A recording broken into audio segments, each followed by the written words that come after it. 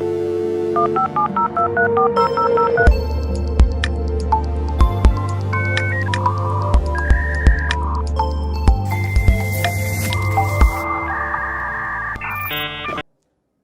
and welcome to ITWeb TV Live at Security Summit 2025, brought to you in association with Snowd Technologies.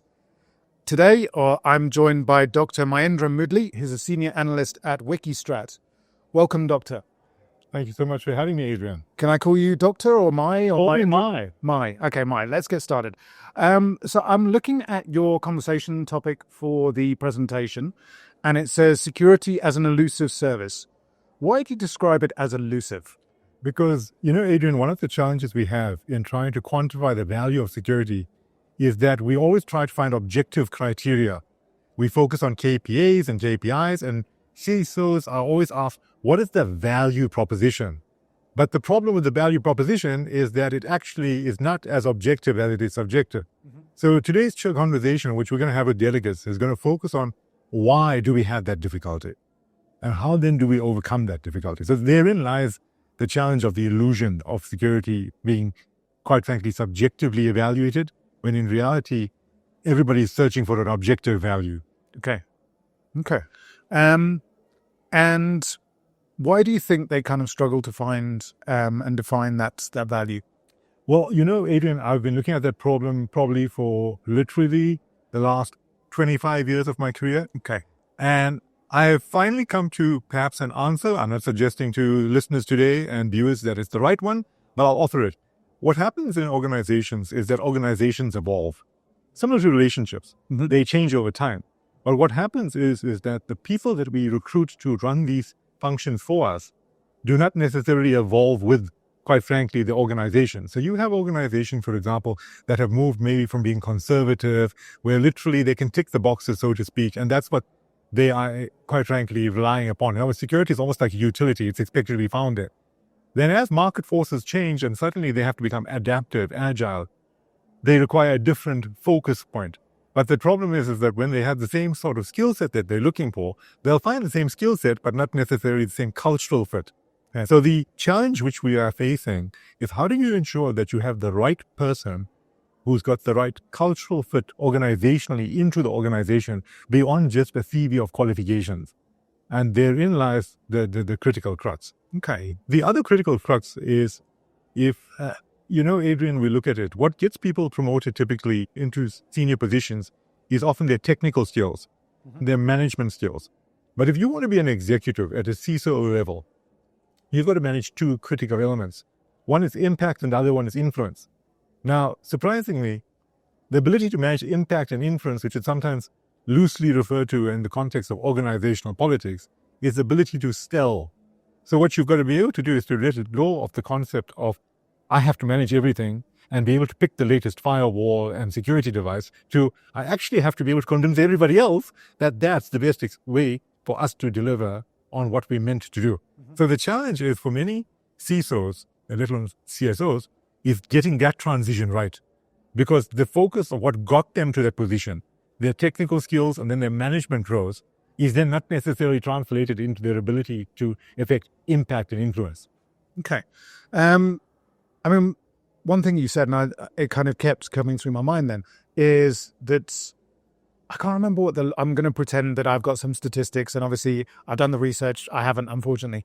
But I think the lifespan of a CISO is typically, not the lifespan in entirety, but in their position, is maybe like 2 to 3 years. Does that sound about right? About right. And it's often because what happens is that, and I will put this out there, even if it's a bit controversial. Normally in the first year that you actually join the company, they give you a year to kind of get familiar. In the second year, they set targets for you, which you more or less, because you have like almost 2 years to achieve, you kind of achieve. Mm-hmm. And then in the third year, when the pressure is on, they suddenly start saying, well, what exactly are you doing? And that's where, unfortunately, at that point, most CISOs and CISOs, if they're being honest about it, find themselves struggling.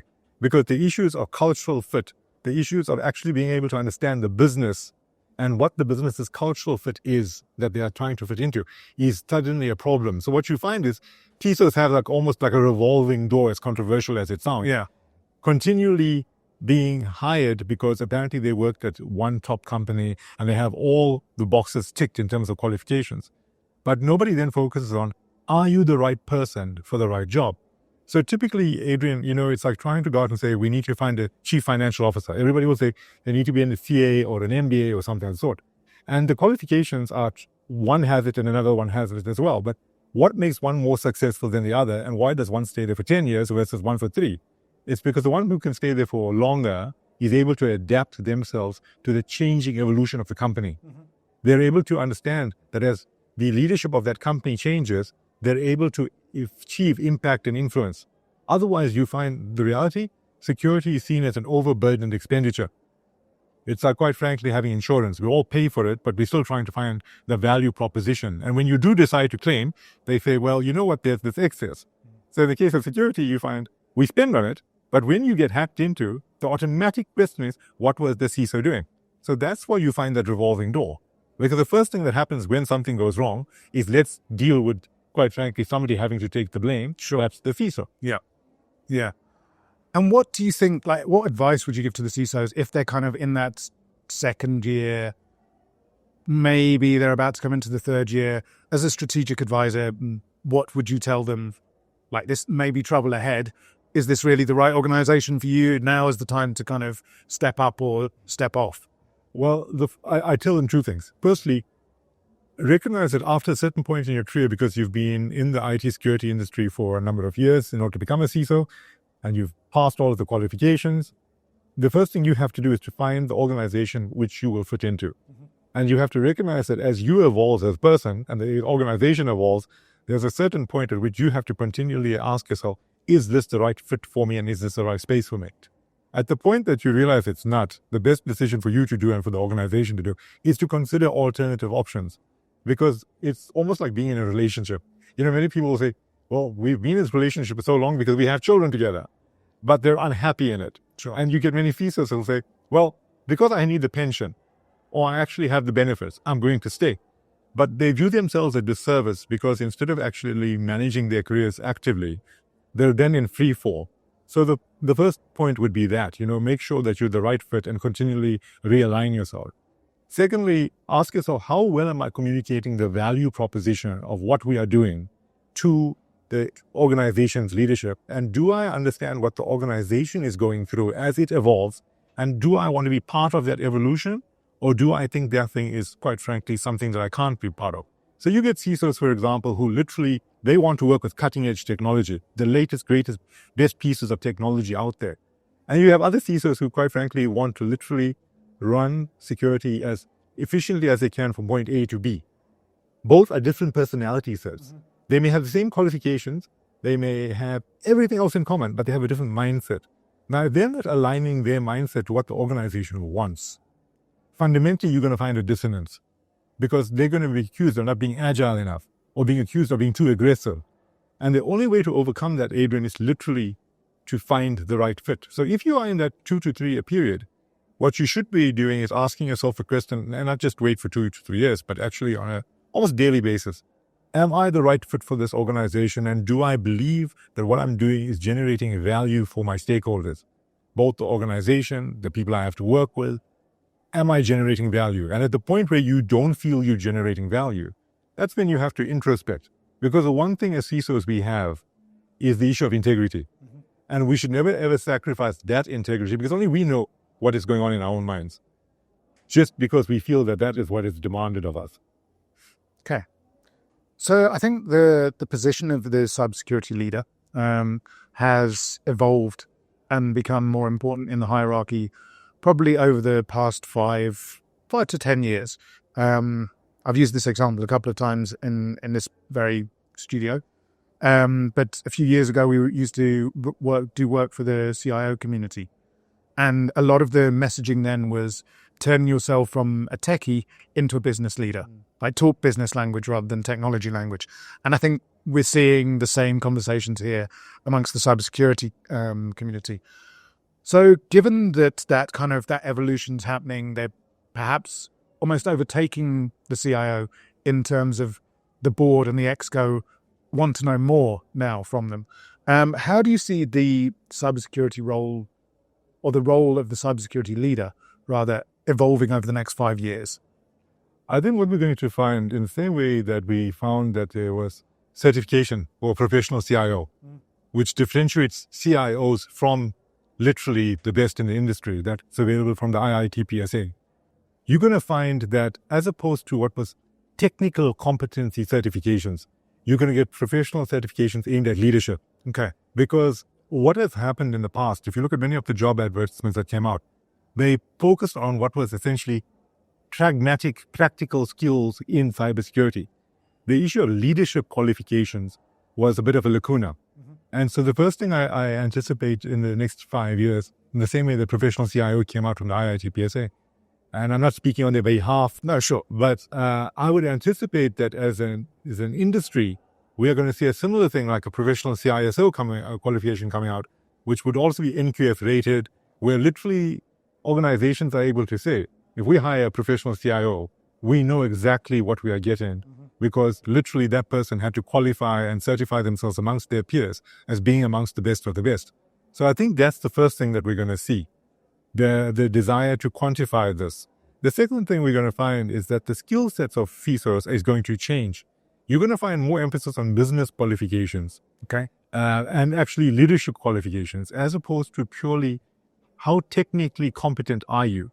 So previously, we'd find people with technical skills, we'd send them to management courses to upskill, and we'd hope that somehow in between the transition to a leadership role sort of materialized. But the problem is that where we lost in this matter, unfortunately, is the focus on your ability to manage is directly proportional to your ability to optimize people, processes, and technology. Your ability to lead is directly proportional to your ability to exercise impact and influence, which is fundamentally an ability to sell. So because there are two different personality sets and two different skill sets, we now have a paradox in terms of your question. Yeah. The paradox is somebody may be the least technical person you could find, but they may be the best CISO around because, quite frankly, they have the ability to translate complex concepts into terms and constructs that the executive can understand. So I think that's what we're going to see.